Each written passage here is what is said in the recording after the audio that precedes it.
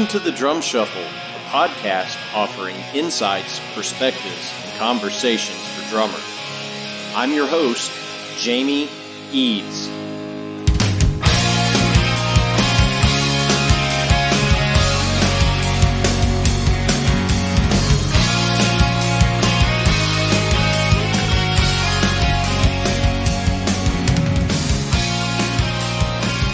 Hey everybody, welcome to the Drum Shuffle. Jamie Eads joining you as I do each and every week. This is episode 92. I sincerely hope everybody's having a great week out there. Coming to you on this Ash Wednesday of 2020. This is a very special episode for me. One of my just dearest friends in the drumming community will be joining us here in just a moment. That's right, the great Scott Hessel, Hess, from the Gin Blossoms, will be my guest once again right after this message from our sponsor, Los Cabos Drumsticks. The best kept secret for drummers is finally out. Los Cabos Drumsticks may look like the sticks you grew up with, but these are not your father's drumsticks. Los Cabos Drumsticks is Canada's #1 drumstick brand, and they are coming to a retailer near you. With operations in over 28 countries worldwide, thousands of drummers have already discovered the Los Cabos difference. Using FSC certified wood from Canada and the US, Los Cabos make the finest quality drumsticks, percussion tools, and accessories on the market. The best news, Los Cabos Drumsticks offers you a ton of choice. They have 22 individual drumstick models and 14 percussion tools, many of which are available in 3 different wood types: maple, white hickory, and red hickory. Red hickory comes from the center or heart of the hickory tree and has been independently proven to be both stronger and more elastic than white hickory without adding a lot of weight. While most drumstick manufacturers have shunned red hickory, Los Cabos Drumsticks has embraced it, becoming the only established stick brand in the world to offer a full line of red hickory drumsticks. To learn more about Los Cabos Drumsticks, visit them online at loscabosdrumsticks.com, follow them on Facebook, Twitter, or Instagram, and don't forget to ask for Los Cabos Drumsticks at your favorite retailer. Dare to be different. Join the Red Hickory Revolution with Los Cabos Drumsticks. All right, guys and girls, as I mentioned, we're about to be joined by one of my good friends, Scott Hessel from the Gin Blossoms. And Scott is he's one of those guys that if you talk to him for any length of time, you will be in tears from laughter after just a short period of time. Scott and I have developed a friendship, a really good friendship over the years. But back when the Drum Shuffle was a brand new show, way back on episode 2, Scott Hessel was the first guy to be all in and say, "Of course I'll come do your podcast. You know, of course I will." And we had just such a great conversation, 2 years ago on episode 2, and we've stayed in touch. I've gone out to a couple of Gin Blossom shows since then. He's been such a gracious host. He's just a great dude, a great drummer, and such an inspirational story. And I don't think he would mind me sharing, but, he got the call at about 40 years old to join the Gin Blossoms. This is a guy that never gave up on his drumming dream, and just kept after it. And, we talk a little bit about that, but this conversation is really about having a good time, talking about the upcoming tour that the Gin Blossoms have this summer with Barenaked Ladies and Toad the Wet Sprocket. It's going to be a super tour this summer. But again, Scott is just such a great guy. We had such a fun time talking. He even talks about inadvertently stealing a cymbal from Doug Clifford, which is just a fantastic story. We're always glad to catch up with him. So please help me welcome back to the Drum Shuffle my good friend, Scott Hessel. Hess, good afternoon. How are you, brother? Good afternoon, Jamie. I am good.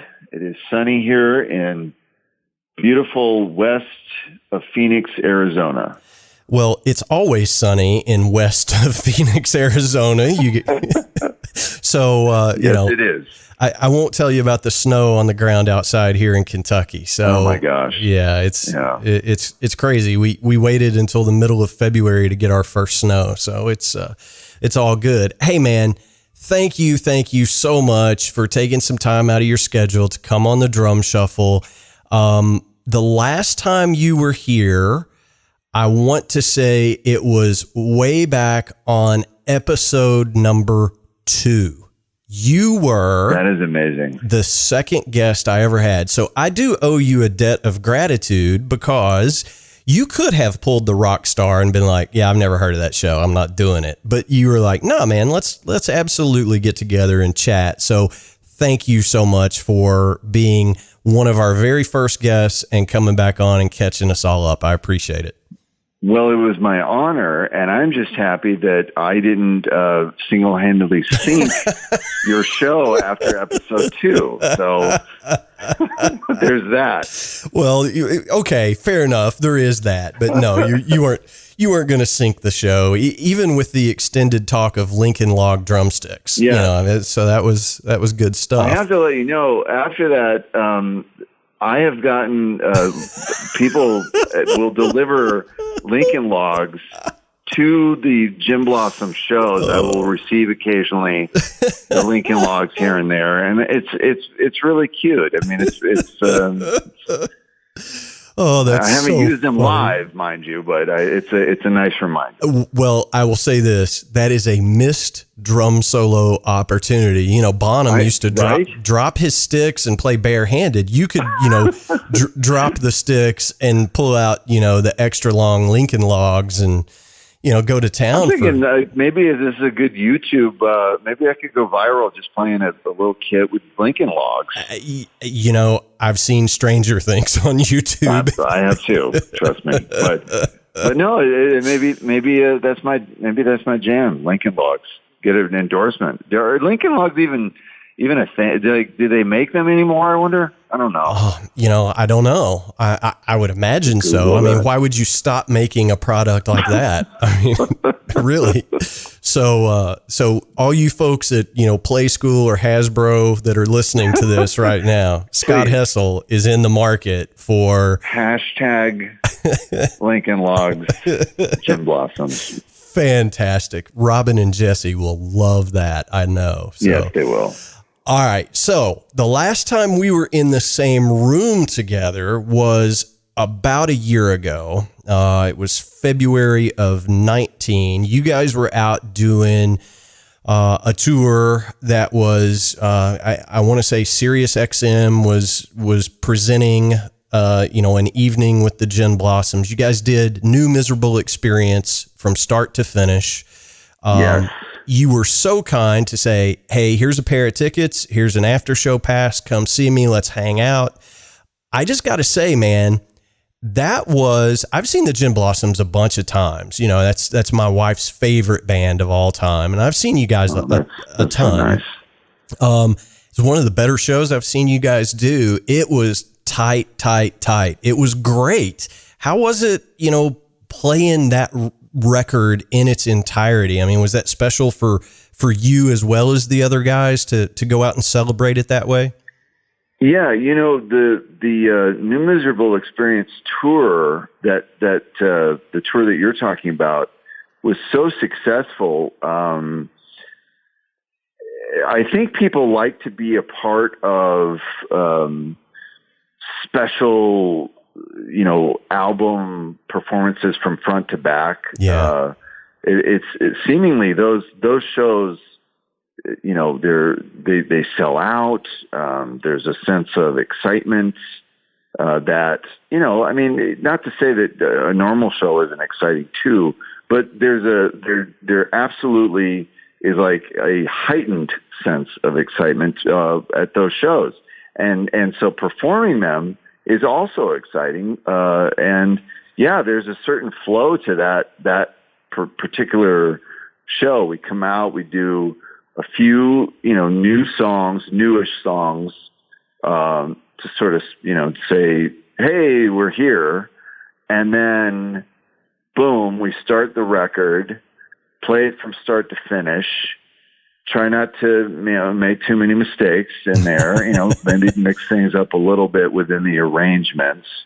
And, people loved it. People absolutely love it. And then in the show with, a few more songs and, good night. Yeah. And it's a really fun show to play. We're still playing those shows, actually. Those New Miserable Experience shows were, certain cities, from time to time will be designated as NME, shows.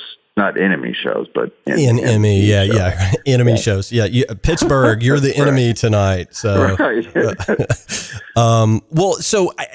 Here's what I will say about the whole thing. I mean, first of all, New Miserable Experience is one of those touchstone records from most people of my generation, right? That grew up listening to, 70s, 80s, 90s rock music. It is one of those seminal albums of that era. And, I have said this to you privately. I had been waiting, 20 something years to hear you guys play Cheatin'. That song is, it was like you listen to the record and you're like, damn, they put a country song on here. Wow. That's right.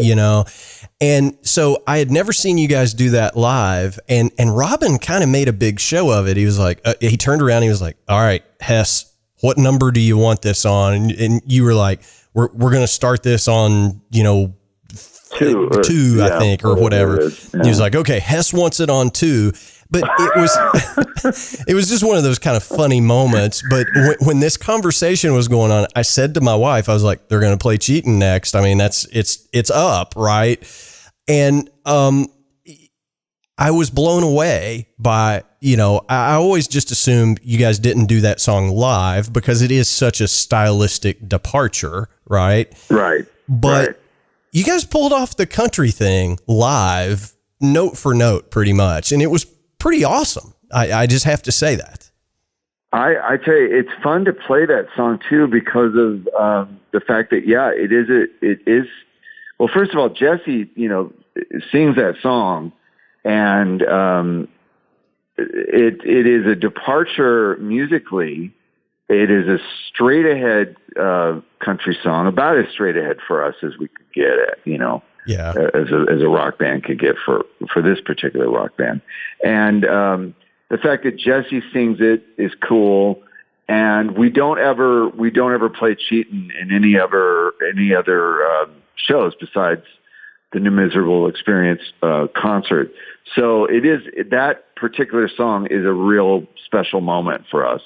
And it's also one of those moments that, because we don't play it as often, we're sort of like, okay, well, do we remember how to count this off? So let's verify. We are counting it off on 2, which is that's a slightly unusual. 1, 2, and then we're off. Yeah. Well, it's got that little pickup, at the front of the song. So that would make sense. But, I ribbed you a little bit after the show. I was like, I only waited 26 years or whatever to hear you guys play that song. But it was really cool. And, I want to give a shout out to the band that was opening for you on that run of shows, Sucker Punch. For you kids out there that haven't heard Sucker Punch yet, you should really Google them or YouTube or whatever outlet you want to use. Sucker Punch was a really, really good band. I thought they came across live really well. They were great. We've been really, for the last couple of years, we've gone out with a couple of, several bands that have just been outstanding. And so it's been a really fun time to go out with a band for a few shows, at least, like 4 or 5 shows, and you get to know the openers. Whereas a lot of times, you go into a city and you don't know who they are, and, you hope that they're good. And you just never know. Right. But in a lot of cases, it's really fun to go out with a band like Sucker Punch. We went out with another band, hometown band, Tempe, Arizona's the Black Moods, just an outstanding rock band who we have a long history with, friends with those guys, and they were fun. I'm trying to think of some other bands. Anyway, yeah. So it's really fun to go out with friends. You know, yeah, for sure. You pull up in your bus, and then like a couple hours later, you see, you know, the van with the trailer pulling up, and then you know, guys like stumbling out of the van, and you're just like, hey, there's our buddies, you know. Yeah. And you have a fun night. Well, you said something, and you know, I don't want to spend a lot of time on it, but you said, you know, sometimes you pull into a city and you have no idea who it's going to be. In a lot of those cases, you know, this may be a little too much inside baseball, but some of these shows, bands actually have done what they call in the industry a buy on, which is the promoter will be like, hey, you give me $2,000, you can open up for the Gin Blossoms tonight. And a lot of bands will do that. Could that trickle down to me somehow? Because I wasn't aware of this. Yeah, no. It unfortunately, that goes straight to the promoter's pocket. Right. Okay. But too bad. You know, a lot of young bands will do that just so they can play, you know, in a big venue with the band, with the Gin Blossoms or whoever it is. That goes on the resume, and then those bands almost always run upstairs to their merch booth after their set and. Try to move some T-shirts and CDs and stuff like that. But the Sucker Punch guys, it was really, you know, it was clear that you guys were friends. Robin came out and did a number with them. Absolutely. And their singer came out and did a song with you guys. It was really cool to see a young band playing their instruments and doing it well, you know? Yeah, that exactly. And they were a great fit, and again, you know, you just with some shows you really don't know, and I mean, we're very lucky in that we get great bands from local regions or just cities that get on bills with us. But yeah, like 90% of the time, you know, we don't know, you know, so. And that's the way it's always been. It's always like that for everybody, not just us, you know. So conversely, it's really fun to go out with people that you kind of know what you're getting. Yeah. You know that they're going to get the crowd going before you hit the stage. Good, friendly people that, you know, you can walk up and, you know, hang out with, and then hang out with them afterwards. And, you know, it's really fun to tour like that. For sure. So, yeah. Well, and very cool. Yeah. And you guys kind of wrapped up that run, you know, early spring of last year. And I'm going to get the name wrong, so you'll have to correct me. But you guys did what was it called? The Rock and Roll Express kind of summer shed tour. Okay. I think that's what it was called. Did anyway. We? All right. Yeah, but you guys did some dates with Collective Soul, so I was going to give a shout out to my buddy Johnny Rabb. Yes. So how did those shows go? Johnny Rabb, amazing. I mean, Collective Soul are just outstanding, and outstanding band, outstanding people. Johnny is just hilarious and an amazing drummer and just a solid human being. Yeah. And as well as the rest of the guys. And so it was truly an honor just to be out with them. I mean, I'm hoping we get to do more touring with them. Yeah, well, you know, I know both you and Johnny, and you guys, I think the closest you got to me was, I don't know, maybe Cincinnati or Dayton. I can't remember exactly which, but it was on a date that I was doing some kind of ballet stuff with my daughter and couldn't come to the show because you were like, right. Hey man, just text me, you know, kind of thing. But, so I did not get to see you guys on that tour, but Tell me a little bit about what you have planned for this summer, because I think our listeners will find it very interesting, and I'm not going to miss my opportunity this summer to come up to Cincinnati and hang out for a bit. Well, yeah. I mean, this summer we're getting back out and playing. We're playing the big venues this summer. It's going to be exciting. We're going out with Barenaked Ladies and Toad the Wet Sprocket starting in June, and I think we start in St. Augustine and end up in Toronto, and everywhere in between. I think we're hitting the Greek Theater in Los Angeles. We're playing Red Rocks in Colorado. Oh man! Just these. I mean, let's be real. I mean, I grew up watching that U2 Live at Red Rocks video. Sure. Until the VHS tape wore out. And so I have not played Red Rocks as yet, and that will be a beautiful venue for me. Yeah. It's like a bucket list type of place. But I've played the Greek Theater before, and it's just, it's just special, very special for me. So yeah, it'll be great to get out with amazing bands.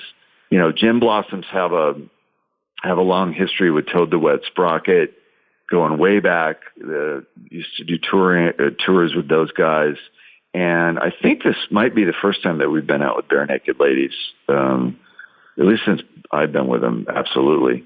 So it'll be very, very exciting. Yeah, that's going to be a really cool tour. And, I think it's cool that tours nowadays, especially the summer, what I call shed tours, where you're playing the big, lawn seating with a big theater in front of it, that holds, 100,000 people or whatever.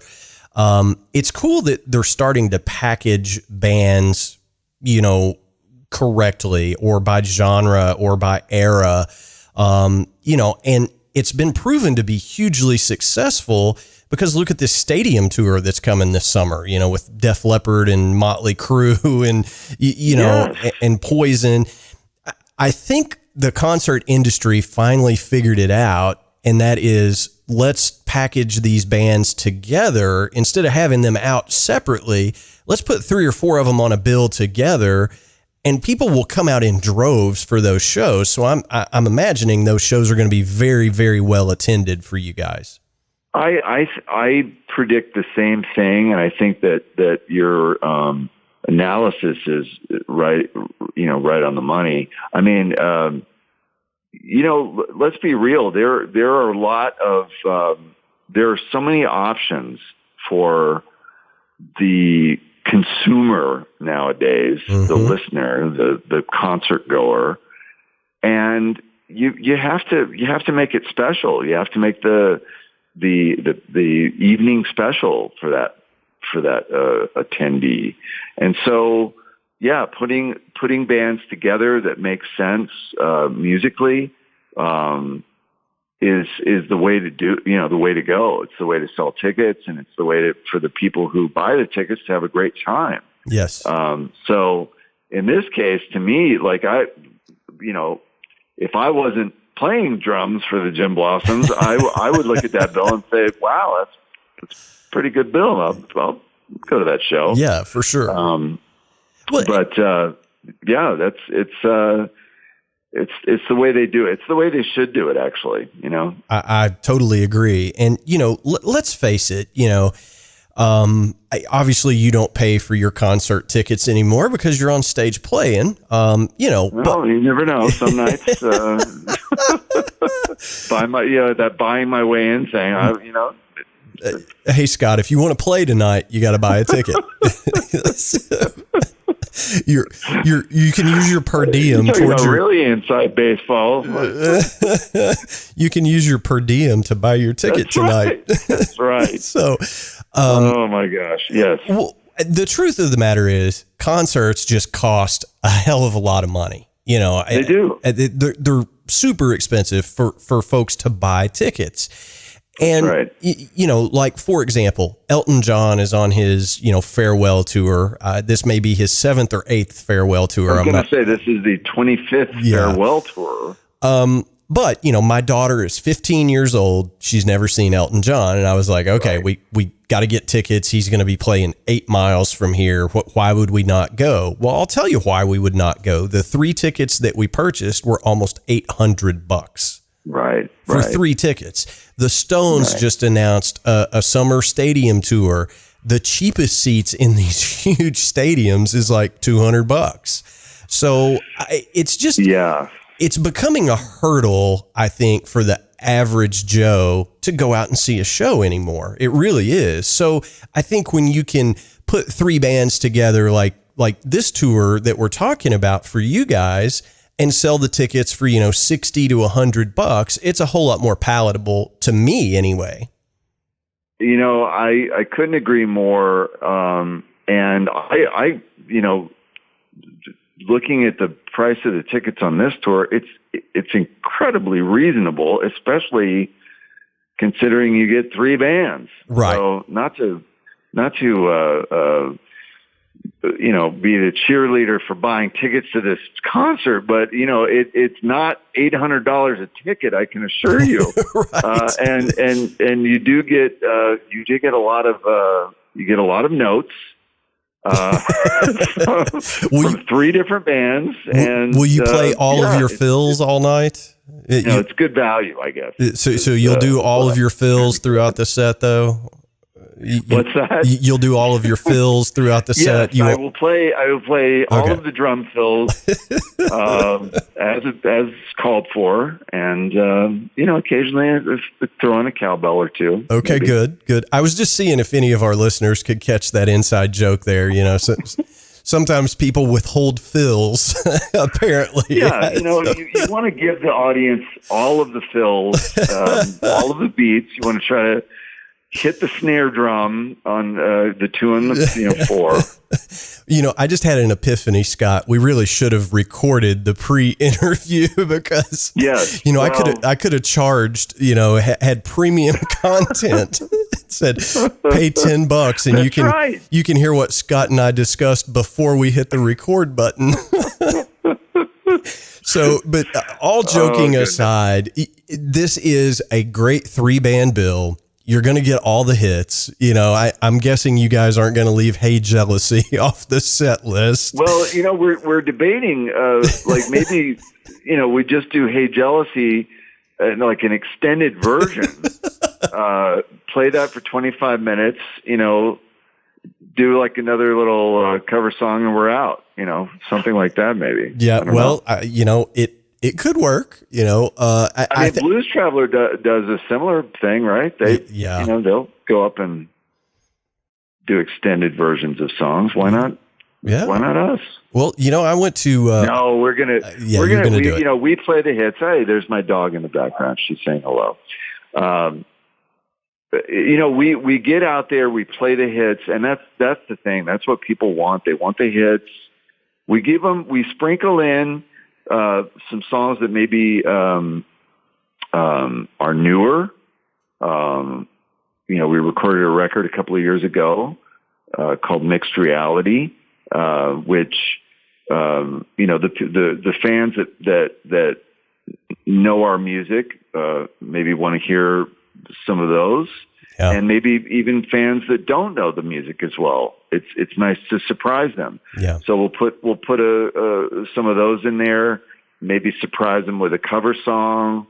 Just it'll be fun. It'll be a really fun summer, and it'll be a really fun show. Well, I'm really looking forward to it. It's always a good time when I get to say hello to you and hang out for a few minutes. We've absolutely developed a friendship over the years, and I always like seeing the band. I mean, I've seen you guys probably as much as any band in my history, to be perfectly honest with you, because anytime you get close, it's like, oh, let's go, kind of thing. Right. So we get out to quite a few GB shows, when you guys get anywhere near here. It was a few summers ago, you guys were playing up, in the Cincinnati area. and it was an outdoor venue. And about halfway through your set, it absolutely came a monsoon. Oh boy. And, but it was one of the most fun shows I've been to because, it was like, well, okay, we're getting wet. It's the middle of summer. No big deal. It was a really fun show. Yeah. And yeah, those shows, I personally, I don't mind playing in the rain because I'm covered and I just, me is getting drenched, but I love outdoor shows, and we're doing a lot of outdoor venues this summer, and so those are always just fun. I mean, there's something about playing outdoors that to me is just, it's a whole different animal than playing inside the rock and roll theater or just the rock and roll club or the theater setting. Everything is different. Every show, every venue is a different vibe. It's a different creature. It takes on it's sort of a life of its own. Outdoor, like amphitheaters and you're able to really soak up literally what is around you. Yeah. And it's fun. It's just it'll be a fun summer now that yeah. Well, now that we're talking about it, I'm really getting excited about this. Absolutely. And you should, the outdoor kind of big festivals that I've played, and I'll ask you, cause I think, your perspective on this will be interesting.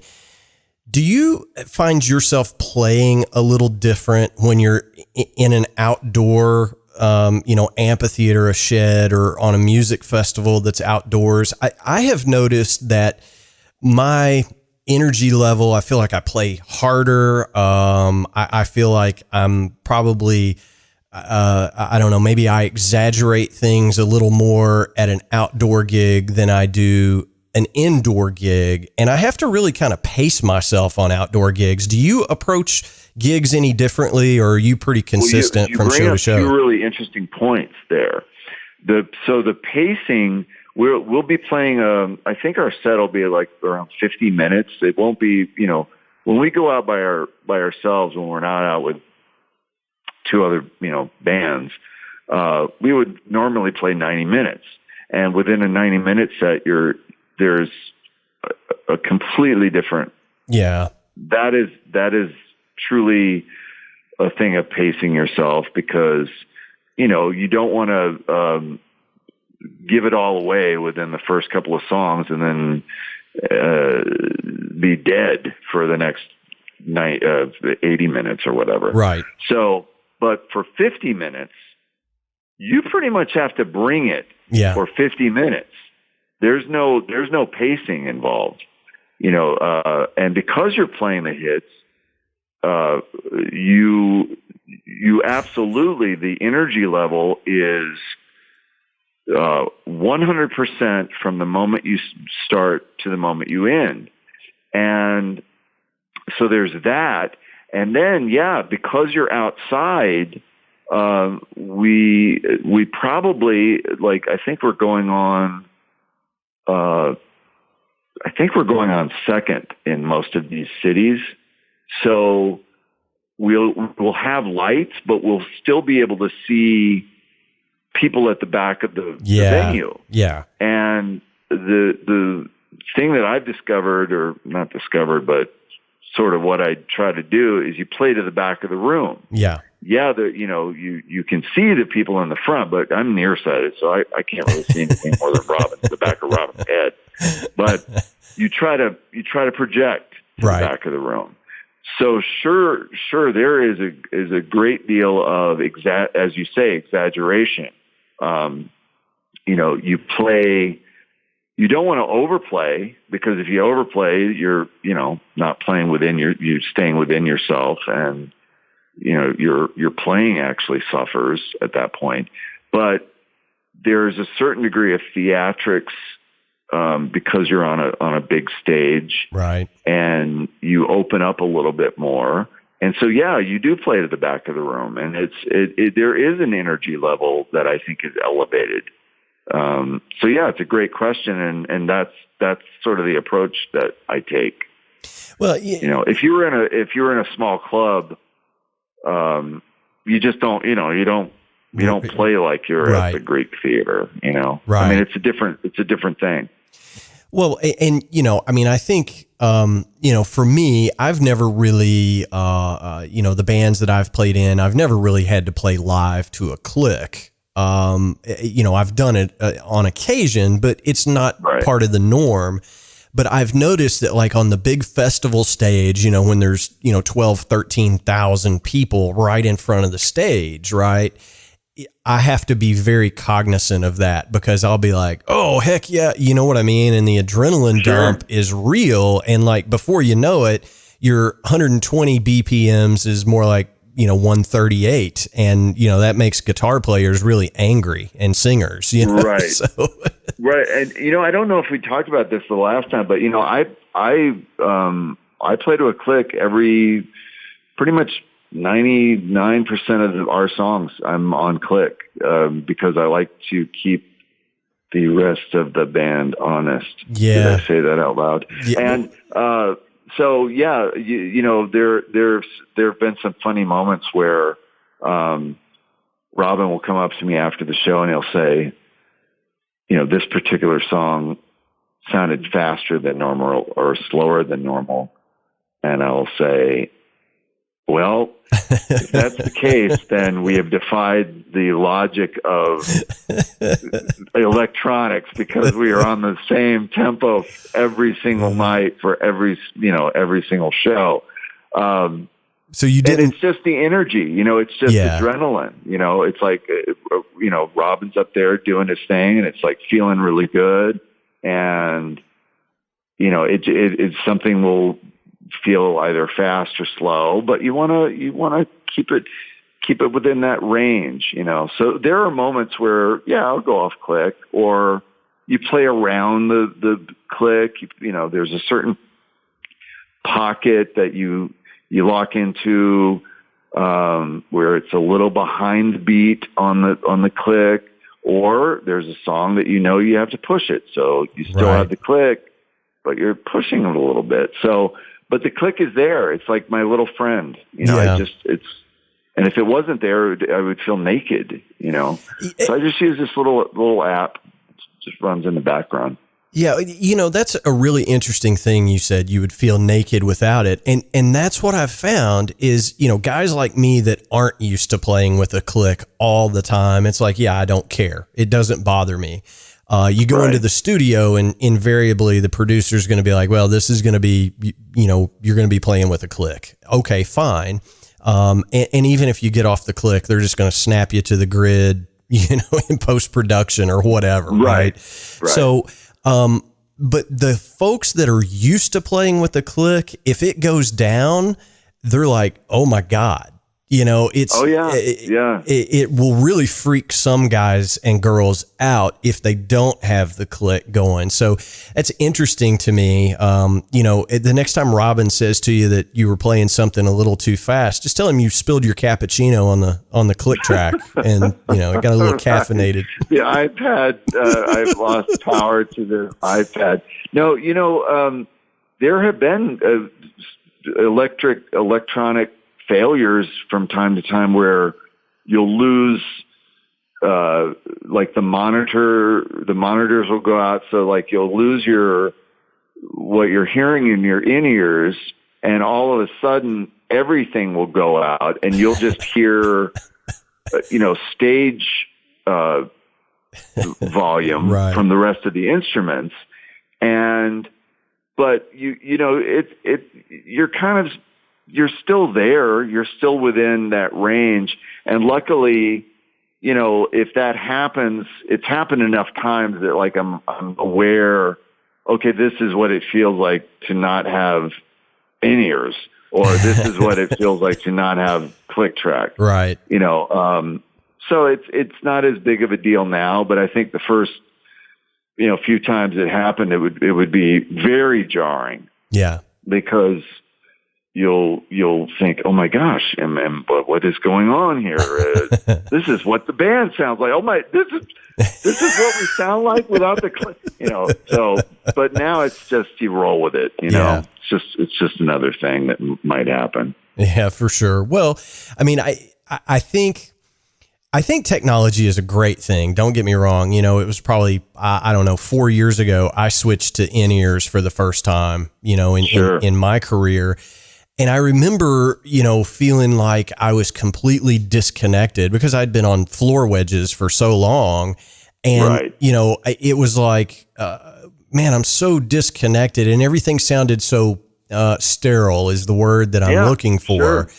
And you can't hear the crowd noise. And, if somebody turns around and says something to you between songs, the guitarist will turn around and say, hey, I have to tune real quick or whatever.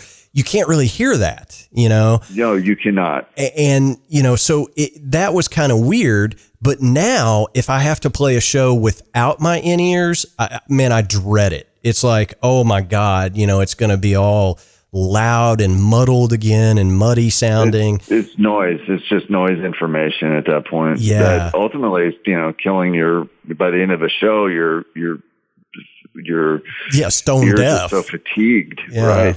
Yeah. I mean, and that was one of the things, that I noticed about the in-ears is, I run my body pack at like 1, if it's 10 on the dial, it's as quiet as it will go. And I can hear everything. And, the next day I'm not going, huh? What? Say that again? Exactly. So it's a pretty amazing thing. And, it's a tool that I think all drummers should at least check out in live situations. Well, and there is no right or wrong to how you run your in-ear mix. I used to run my in-ear mix where I would hear a little bit of guitar, Jesse stage right, panned hard right in my in-ear, Scotty stage left guitar, panned hard left. I would run bass in my in-ears. I have changed all of that now to where all I play to is I have a nice clean mix of myself so that I can hear the dynamics of the ghost notes. I love to hear my own, just the I guess just the subtle things about my drum kit that I wouldn't be able to hear normally on a loud stage. And then I want to hear vocal. Yeah. And I like that click track. And then everything else is stage. Like I can hear Jesse just fine because his amp is sitting, near my eardrum, but I've got protection. Right. Similarly, Scotty's guitar and the bass, Bill's bass amp is right there. Yeah. So I don't run anything else in my in-ears now. I just it's vocals. I play off of Robin's vocal and the click and me. Yeah. And that's my in-ear mix. Well, and that actually has saved my ears dramatically over the last few years because I'm not running the guitar frequencies in my mix. That's a very good point. And you just have to play with it. I think a lot of people will go out and try in-ears for the first time and they get that, detached feeling and they just say, nope, not for me. Right. That's right. It's something you have to play with over time to find what works for you. So you can't just give up on it. It's kind of like the first time you try to tune a snare drum, when you're a 13-year-old kid, that's something that takes some work to figure out what sounds good. Right. So totally. Yeah. And again, there's no right or wrong to it. It's just whatever works for, the person using the system, Yeah. And even then it changes, but absolutely, I think it's incredibly important. I know people talk all the time about in-ear protection, and it's so important for all of the musicians on stage, but especially drummers, because that cymbal frequency I mean, I used to play without in-ears I used to play without earplugs, period, nothing. Yeah. When I first started drumming. And, I know that the tinnitus that I experience now is because of just the volume of the cymbals, cymbals just shearing away the cochlea. Yeah. And it happens, I mean, is that right? Cochlea? Yeah, the cochlea. Yeah. The cilia. Is it cilia? Yeah, cilia, the little hairs. Yeah. Can we get somebody on the Google, please? Anyway. I'd like to phone a friend, Regis. Right. I think it is cilia. It is. The little hair. Yeah, that's right. That don't grow back. That's right. And when they, harden or whatever, it causes your ears to ring when you're in a quiet environment. And, so yes, and kids. Please, no one bring cilia to shows along with Lincoln Logs, okay? That's so funny. Oh, all right. So speaking of cymbals, all right, we got to get this in because, we've had the great Doug Clifford from CCR on the show a couple of times. And the last time he was on, I was on social media promoting the fact that we had Cosmo back to the show. And you actually said on social media, you were like, he was angry with me when I stole his. Let me just get this on the record, okay? So we did a show with the legendary Cosmo and Credence, and he and I both play a Stewart Copeland Bluebell cymbal, 22-inch Bluebell ride. The beautiful cymbals, absolutely gorgeous, cymbal, and they're very expensive. Yeah, they are very expensive, and I was thrilled that I showed up and there was a Bluebell cymbal there on stage. Okay, so this was, hold on, let me give some context here. So this was obviously a date where you were using some backline gear. It was a backline presentation of cymbals that were waiting for me. Okay, so and we did this, I think it was a private show at like a House of Blues or something. Okay. And so I was absolutely like, wow, backline really, they just killed it. They not only got me Peisty cymbals, but there's a Stewart Copeland Bluebell. They read here waiting for me. They read the request. It was brand new. They read the request. That never happens. Yes, I mean, whoever backline was that day, when they went on the website, they saw that I played the cymbal. Oh my gosh! Here we go. This is great. It's going to be the greatest show. So I go ahead and I put the cymbal on, and Gin Blossoms come out. We're doing our show, and about 2 or 3 songs into the show, I look over, and there's Cosmo standing on the side of the stage. Which first of all, this for any drummer, for a Rock and Roll Hall of Fame inductee, the drummer of Credence, to be standing on the side of the stage, in and of itself, is one of those oh man moments, right? Yeah. Oh yeah. You feel like, okay, I'm going to now drop my sticks because I've got this guy standing on the side of the stage and he's watching me play. So, you want to do your best. And you also want to acknowledge the fact that, hey, I see you over there. This is awesome. And so I am sitting there playing the show, and eye contact has been established, and I'm like giving him a smile, and I'm kind of trying to give him a thumbs up. And the gentleman,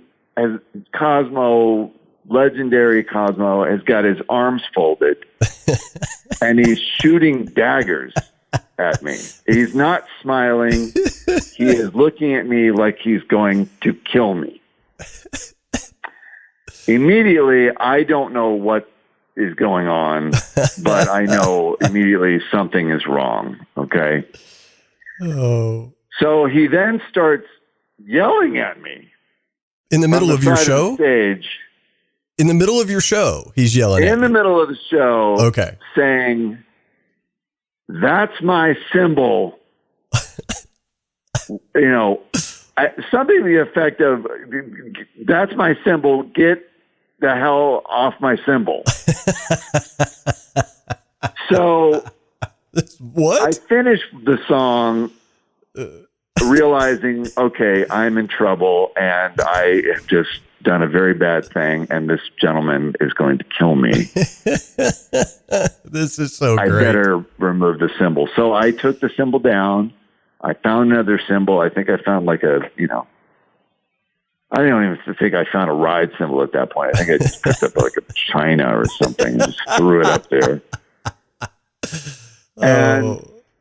And so I try to finish the show,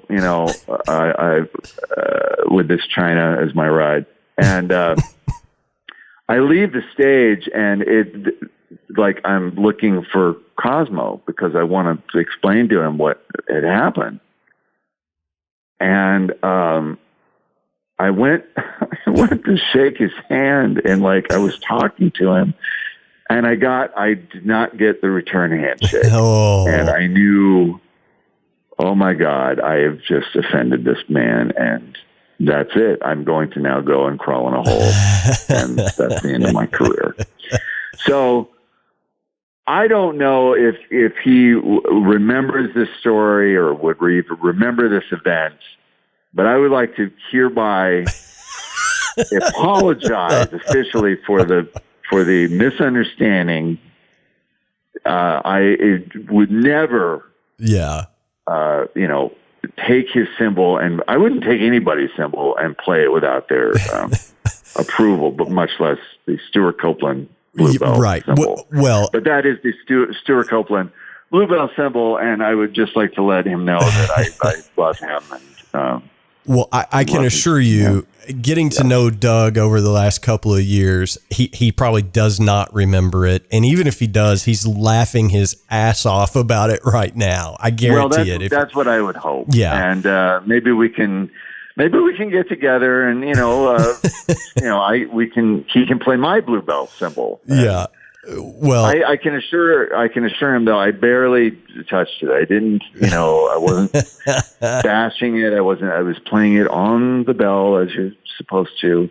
And, I treated it with love. Yes. That's all you should do with those cymbals. Well, so those things, I mean, I said very expensive because that's not an exaggeration. Retail price on those damn things is like, $700 or something. No, trust me, I know because I've got two of them. One of them is signed by Mr. Copeland. Nice. But the other one, I carry out. I play it, and I love it.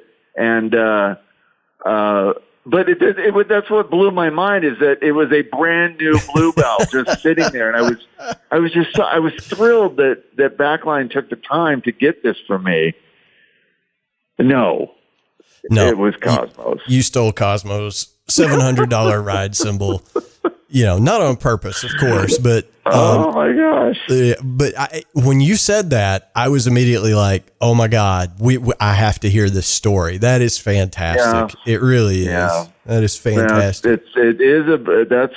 That's an unforgettable moment for me in a sad way, but yeah, I hope Cosmo holds no grudges.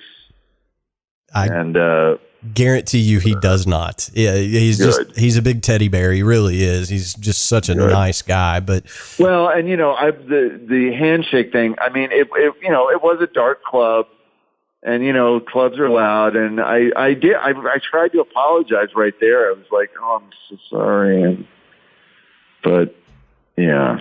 Well, it happens. You know, reliving this has just made me really sad. Oh no! Well, we can't. Okay, it's all good. Okay, we can't have that. So, well, you mentioned Stewart Copeland, and yes. Way back on episode 2, we kind of talked about his influence on you, and he was one of your main influences as a young drummer, growing up. You you had the opportunity to actually play in front of Stewart Copeland. Tell me about that. I did, and that was one of those surreal kind of things that if if you have a drum dream, this would be how I would describe it. But this actually happened. So several years ago, I participated in one of those campaigns to help put together a film for this gentleman by the name of John Bryant, a very, very, very interesting project called Dare to Dream. And this movie came out a few years ago, and all I did was I just contributed a few $100s to purchase a cymbal that was supposed to be signed by Stewart Copeland, a bluebell cymbal. Okay. And so I contributed some money, and the cymbal showed up to my house, and it was addressed to Stewart Copeland. Nice. And right. Well, it was nice until I opened the box and I realized, well, Peisty had accidentally sent the Stewart Copeland cymbal that was supposed to be signed to my house, and it was unsigned. So I thought to myself, well, let me go back and check and see was the cymbal even supposed to be signed? Yeah, maybe it wasn't. Maybe it was my bad. No, it was supposed to be signed.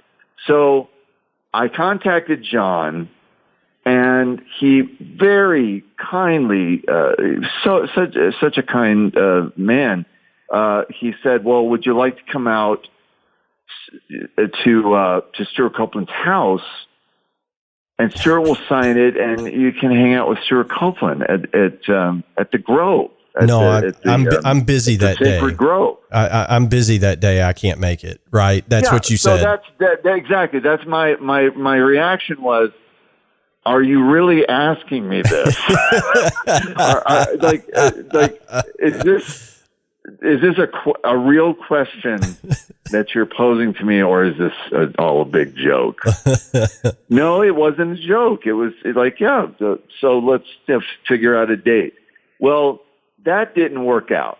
Okay. What did work out was that I was invited to attend a master class that was also part of it was a gift, one of the gifts that people who contributed to the documentary that I mentioned, Dare to Drum. These people contributed, and then they would attend a master class given by Stewart Copeland.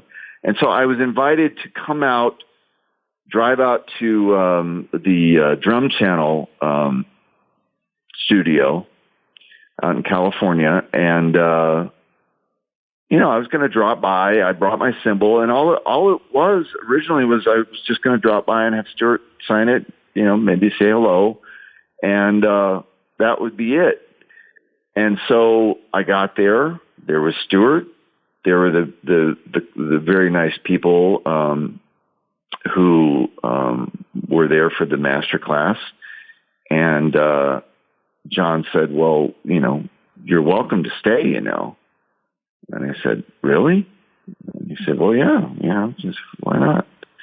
So I went and I sat down, and it just so happened that I sat down next to this lovely young girl named Alana, who is now she's killing it as a young drummer. Her name, I think she goes Milana Rocks.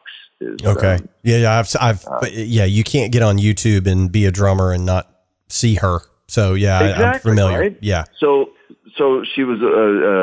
This was several years ago.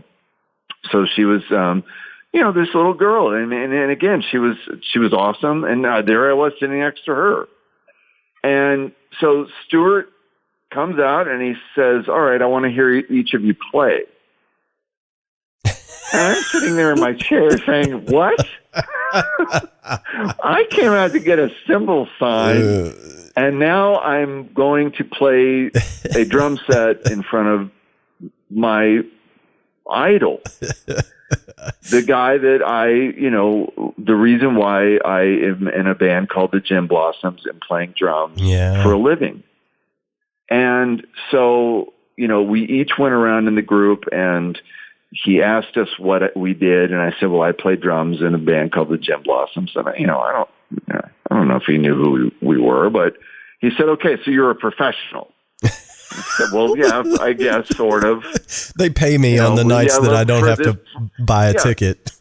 Right. For the purposes of this conversation, I'm a professional. Yes, Mr. Copeland. And he said, well, okay, when you get up to play, I'm going to take you down a few notches. Oh, great. Wait a minute. How did why am I here, first of all, getting in this position? Secondly, if I'm going to play drums for Stewart Copeland, he is now telling me that he's going to take me down a few notches. What am I supposed, I didn't sign up for this. Yeah, I can't win here. This is bad. Yeah, there is no win. Yeah. There is absolutely no win. So I got up and I said, well, I'm going to try, I'm thinking I'm going to try to play some reggae. Okay. I don't know what the hell I was thinking because he's the master. Then start playing. Yeah, so I start playing the beat to Walking on the Moon. So I'm doing my best Stewart Copeland impression for Stewart Copeland. Oh, man. In front of a room of drummers, and he stops me after about 2 seconds, and he says, turn your stick over, it'll sound better. Okay. On the side stick. Yeah. And I said, okay. Yeah. So here we go again. Here it comes. I play, and he stops me, and it was surreal. Okay, Jamie, it was absolutely surreal. And to this day, I can't watch the video of me doing actually playing. It's on Drum Channel, but I can't watch it because I get anxiety just reliving the whole experience. Yeah. Even though it was an amazing experience. I mean, I would love to play with Stewart Copeland again if he's listening out there. I would love to do it. But it was such a strange, I walked into something that I didn't know I was going to be doing, and I was completely unprepared. Yeah.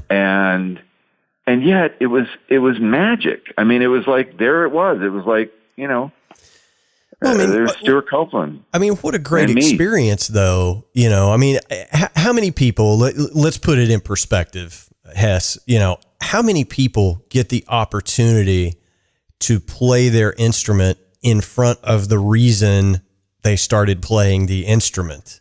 You know what I'm saying? Well, exactly. The percentage. Exactly. That's why even having this conversation about it, I can tell you, I can think of maybe a few drummers that I'm aware of who were as, heavily influenced. I know, Taylor Hawkins talks about being influenced by Stewart Copeland. And I know that, as drummer for the Foo Fighters, I mean, they toured with the Police, or they played with them, at least I think they played Dodger Stadium with them. And I know Taylor Hawkins has a serious Stewart Copeland fetish, as do I. So there are a couple here and there that have been able to experience that, but yeah, we're talking a handful, right? Yeah. So for me, it was very special, obviously. I thank John Bryant for making it happen, but I still don't believe it really happened. Yeah. I mean, it's just, that's just one of those gifts that you have. And even if it was, like you said, you're anxious even reliving it, but you know what, the percentage of people that get that opportunity is so minute and small, universally speaking.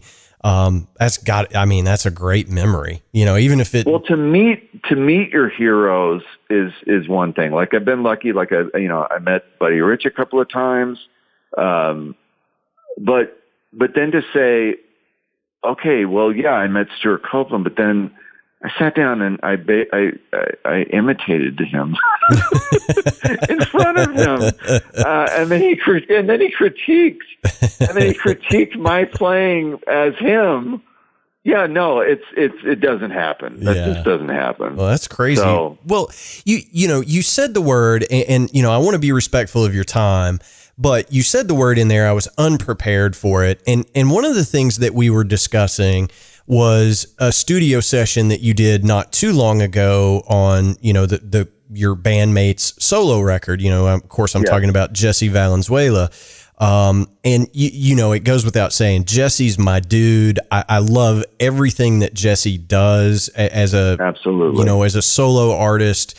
And, I keep putting it out into the universe that Jesse is going to one day do like this really cool Americana / Southern rock record because he's got it in him.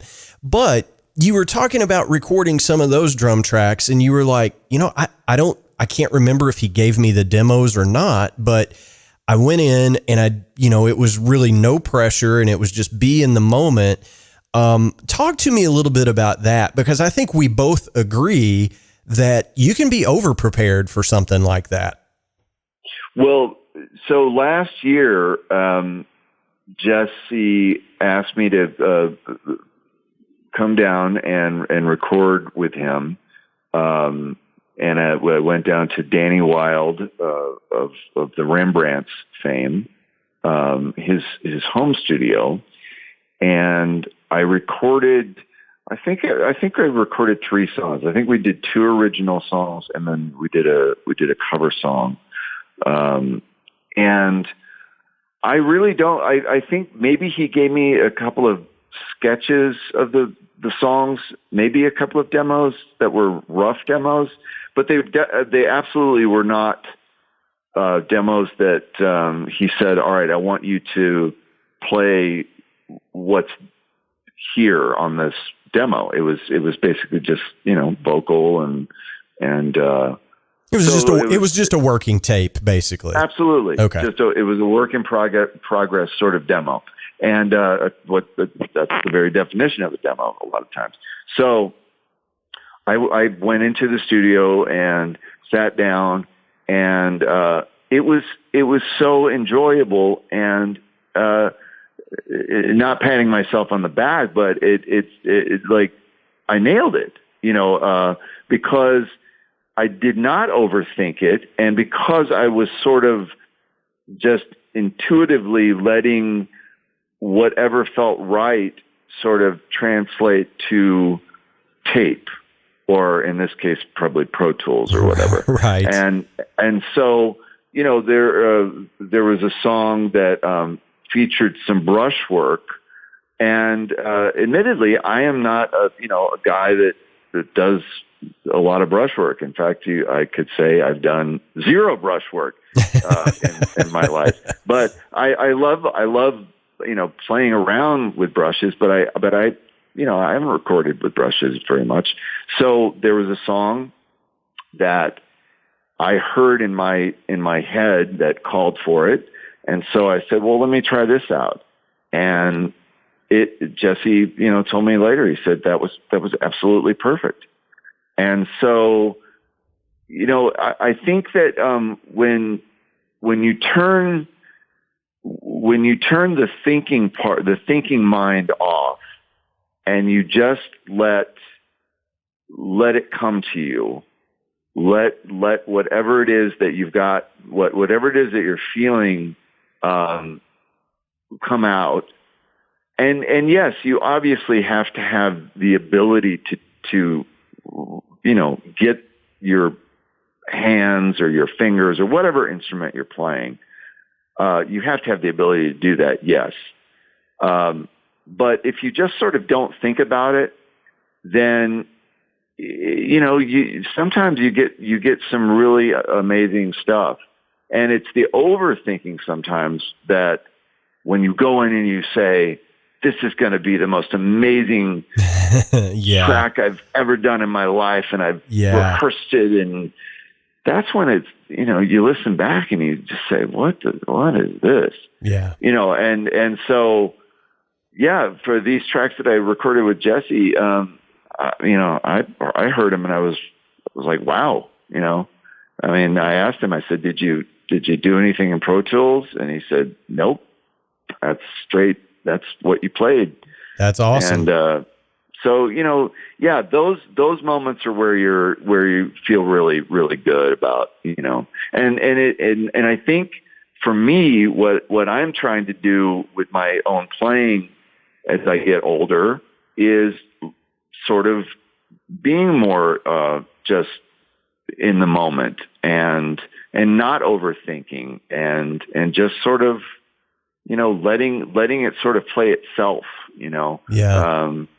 I think when younger drummers, like I talk to like a lot of drummers who are younger, and man, there are some incredible drummers out there that just, that they're practicing and the rudiments, and just, it blows my mind, quite frankly, what the ability of a lot of drummers.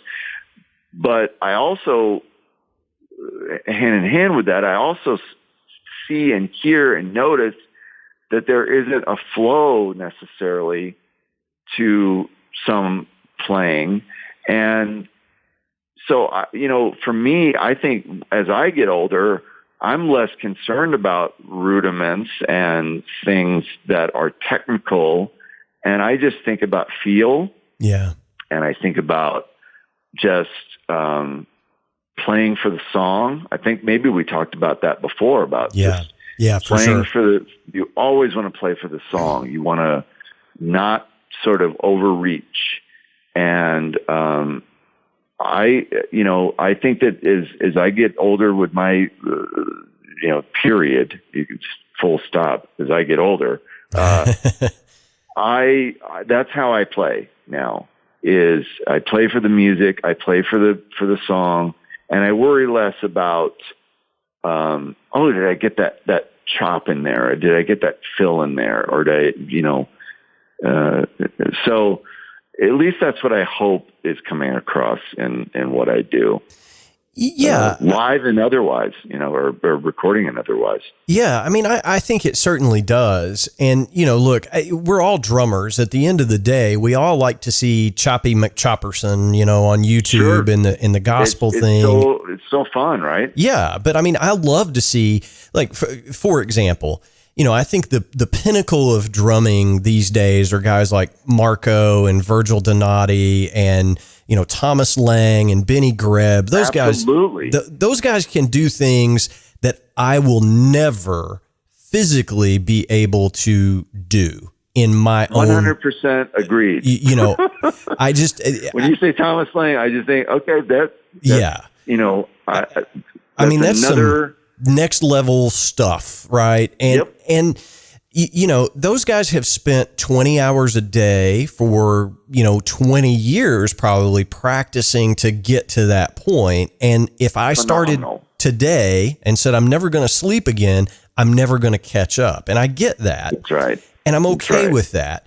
But I'm okay with it too. It's like an acceptance of, okay, yes. I know. Again, it's playing within yourself. It's like, yes. but you know what? The beauty of it is, Thomas Lang can do what he does, and it's on another planet, and I can do what I do, and it's not necessarily on another planet, but I'm still able to do it. I'm still able to be a musician. That's right. That's right. And that's the beauty of it. That's the beauty of music. Yes. It's like, you don't necessarily have to be, the guy that does that thing. You can do what you do, and you can play within yourself, and, I used to, similarly, I used to hear people criticize the drummer from the White Stripes, okay? Oh, yeah. And they would say, Meg is she even really a drummer? Like, in this just horribly harsh things. And then I would think, listen to the music, listen to what is going on, and you just know that it's all about the feel. Like, are you feeling it? Well, and at the end of the day, yes. And at the end of the day, Scott, you have to agree with this. You've been in the music business a long time, as have I. When your record sells 4 million copies, does it really matter if you can do, clearly, double paradiddles at 200 BPM? It does not matter one bit, right? What was the name of that Elvis record? Like 30 million Elvis fans can't be wrong, or something like that. I mean, it's exactly right. I mean, the proof is in the pudding that it spoke to somebody somewhere. More. Yeah, it spoke to somebody somewhere. And, even the guys that we mentioned that are just on another planet with their physical abilities behind the kit, if and I don't know, I didn't ask Marco this when I had him on the show, and I haven't had Thomas or Benny, but if you ask all those guys, who are your biggest influences? One of them's going to say Ringo. One of them's going to say Gad. One of them's going to say Charlie Watts, guys that play for the song, right? That's absolutely correct. And that's the beauty of it is it can all exist in the same, world. I mean, that's the magic of it, is that, all of these players, they're all just different. I just, certainly had a different, view of things as I mentioning guys that I grew up trying to emulate, like the Neil Pearts of the world, and the drummers that I could never touch. Right? Yeah. You would pretend to touch what they did. You would pretend to be that good, but you knew you weren't playing what they were playing. But they can all exist together. The Ringos and the Neils and the Charlie Watts, it's all music. It's the beauty of it, it's and that's just drumming. Yeah. It's like, don't even get me started on. Yeah. Don't get me started on the rest of it, because look, at the end of the day, I think, and I know you agree with me, because we've had this conversation before, but at the end of the day, if your employer is happy and you're happy and you can sleep at night with what you put out today in the studio or on the stage, everything's right with the world. Exactly. Bottom line is that if you're lucky enough to have a job as a musician, any type of job. I mean, if you're getting paid $50 or $500 or $5,000 a night, whatever, you're just lucky to be making music. That's all that matters. I mean, and even if you're not making money, and if you're able to play music and be happy, that's all that matters. That's right. I think a lot of times a lot of kids that I meet are concerned about, like, as well as I used to be, like, I got to get in a band so that I can, tour the world and make a lot of money and be famous or whatever. And the reality is that no, what's important is just you make music because you make music. You have to do that. That's something that calls to you. I remember a phrase, a writer writes, okay? Mm-hmm. And a drummer drums. Yeah. A guitarist plays guitar. It has nothing to do with, financial stability. If you're looking for stability, go become a heart surgeon, all right? Right. Or a lawyer or whatever, yeah. Study and become a dentist, There's no such thing as stability in the arts in general. It's a very tricky industry. It's a very tricky job category to choose. You can't be a musician because you want to, grow up and, be rich and famous. That's just not the reason to do it. The reason to do it is because you just want to make music and be happy. And it chooses you, actually. That's what I really believe. It chooses you. Well, and I think there's a ton of wisdom in that, as we've discussed, my daughter is, really into ballet, and she got accepted to, a ballet conservatory, a world-class ballet conservatory. And as a high school freshman, she's chasing that dream, and that's great. But we've had the conversation with her of, you may or may not end up at New York City Ballet or one of these big, huge companies. And, people that are ballet dancers as a living don't make a ton of money, so make sure you're prepared for that and know that going in. And I think for my daughter anyway, for me, heck, I would probably take a tour tomorrow for $400 a week. I don't know, it would have to be the right tour, but it's not about the money and it's not about the fame, as you said, because, you still go to the grocery store and you don't get mobbed, right? Yeah, yes, absolutely correct. So I may get mobbed, but it's not because I'm a drummer in a band, I can assure you.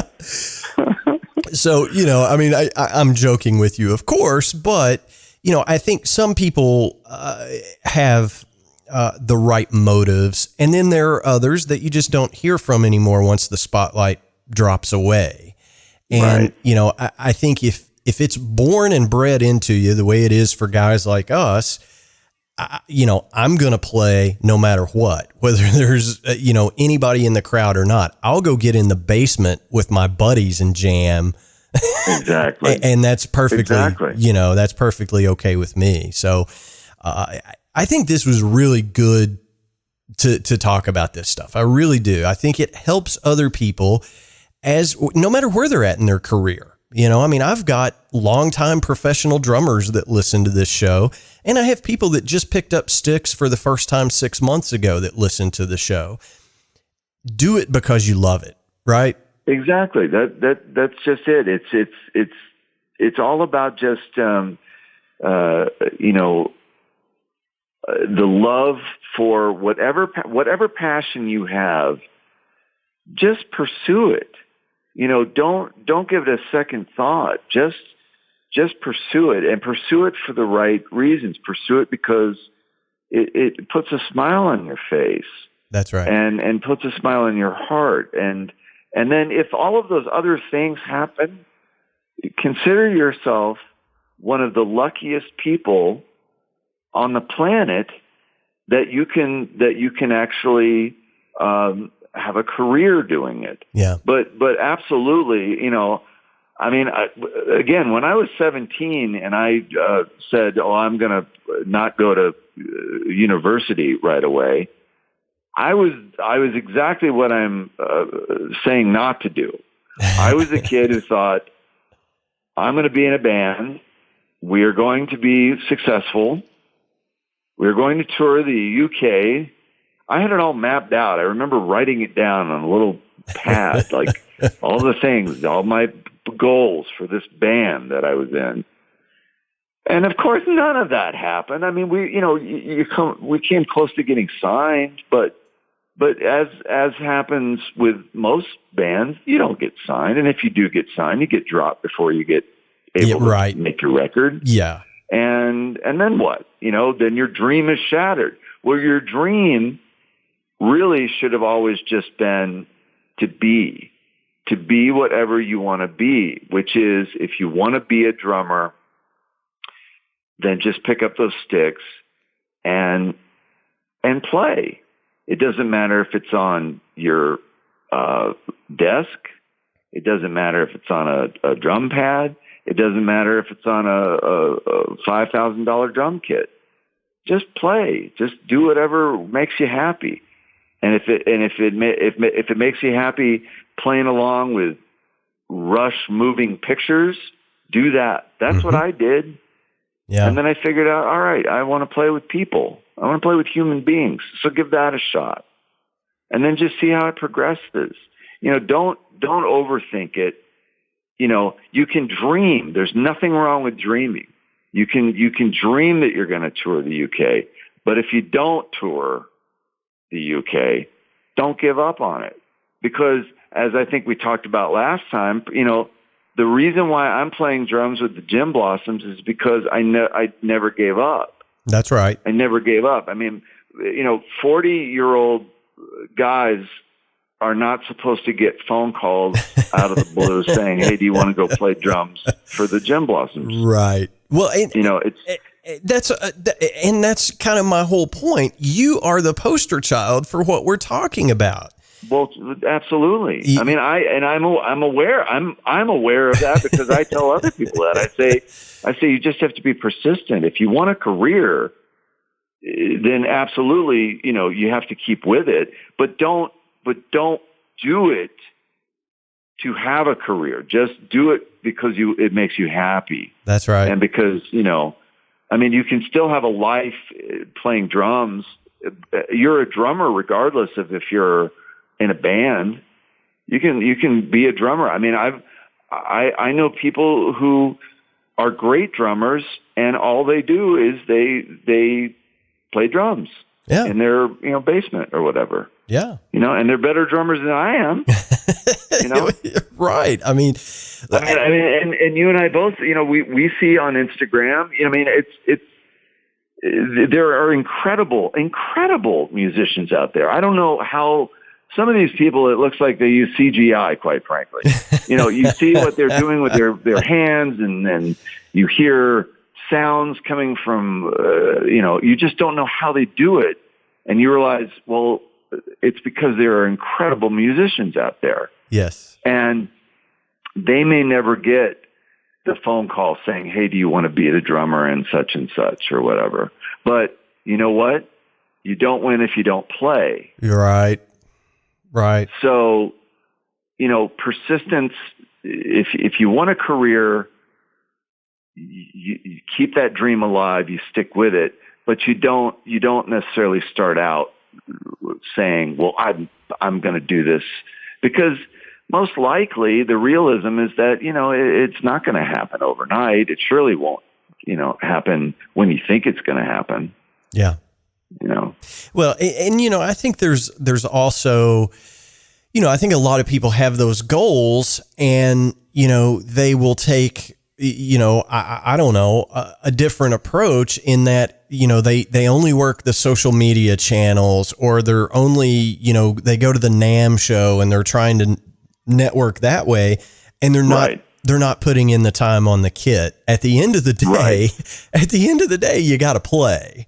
Nothing, that's what matters. Exactly. Nothing else will happen for you if you're not playing. That is the bottom line. Nothing else is going to happen unless you play. And I mean, your story is just so awesome. And, I'm a firm believer that one of these days, after you've retired from the music business, you're probably going to end up being the president out at Pepperdine University, and you're going to change that rule about no drums in the dorms. No drums, yeah. I'm wondering if Pepperdine is ever going to get back with me on that, because I've mentioned it a couple of times, and I don't know what I was thinking at the time. Like, okay, so I'm accepted at a university. Where do I store my drum? Where do I get what audacity did I have to say, I need a place to put my drums? Yeah. You know what? Okay. You know where that comes from? That comes from a very pure heart and a love for what it is that defines you. That's where that comes from. I guess so. I mean, my priorities were straight. I wanted a place for my drums at that university. That's exactly right. And, it all worked out in the end. Here you are, the drummer of the Gin Blossoms. And might I add, you're too humble to say so, but you're the longest tenured drummer in the Gin Blossoms. Well, as I like to say, I think I'm getting my gold watch right around the corner, and then I'm actually very honored by that. There's a little thing on I think it's like a Wikipedia page or something, where it shows, who has been in the band, and it's got like the little, the colored bar. Oh, the little bars. Yeah. Okay. Yeah. And I think, yeah, there I am. My barcode is longer than than my predecessors, who were all fantastic drummers, by the way. Yeah, for sure. But yeah, I consider this to just be I've always said that I'm honored to be a part of this band, and I am so incredibly lucky. I paid my dues. There's no question that I was right place, right time. I knew the right people, but I had been a part of the Tempe music scene for a very long time, and my number came up, and I was ready for it, and I'm just thrilled that it's still going, and the band is still playing, and we're able to get out there, and people are enjoying what we do, and it's pretty cool. Absolutely. Well, I hope you have a fantastic run out there. I know you've got a little bit of time off before you guys get active again, but I know April you guys have some dates, and then the summer tour with Barenaked Ladies and Toad the Wet Sprocket starts up in June, and I'm pretty sure you guys are doing that for 3 months. So yeah. We definitely want to tell folks, go get your tickets. They're on sale. Go see Scott and the guys in the Gin Blossoms this summer.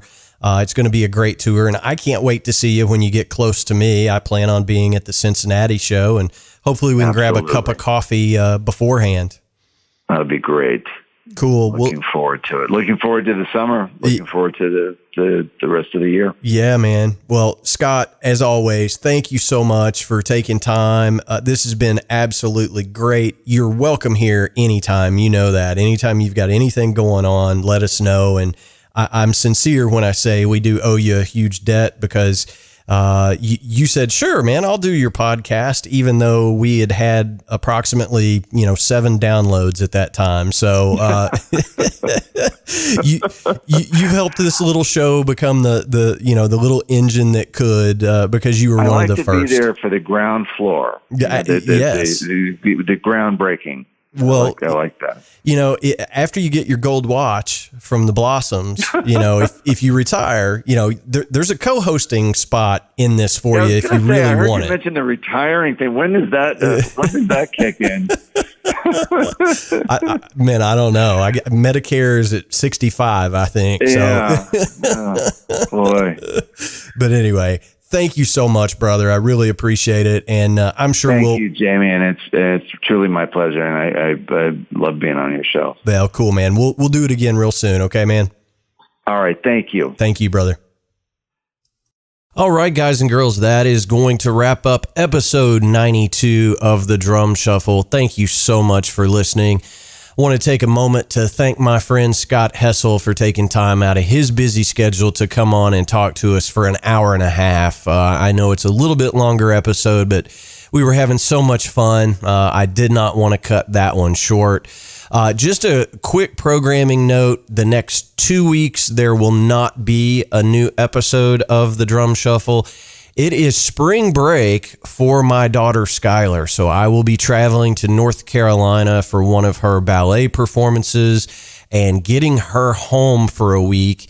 And I do not want to spend any time other than talking to and hanging out with my daughter here over the next couple of weeks. So you're going to have 2 Wednesdays without me prying into your podcast listening. We will be back late March with new episodes. So hit the subscribe button on whatever platform you use to listen in. You will catch those episodes as soon as we're back here in a couple of weeks. If you've hit that subscribe button, the biggest thing you can do to help us out is leave us a star rating or a review. It helps people find us. We can't thank you enough in advance for doing that. We do answer every single email we get here. The email address is thedrumshufflepodcast@gmail.com. Our web address is thedrumshuffle.com, and you can always find more information about me over at jamieeads.com. Again, thank you so much for tuning in. We simply cannot do this show without each and every one of you every week listening to our show. I thank you from the bottom of my heart. So until next time, may your heads stay strong and your sticks never break. Cheers, everybody.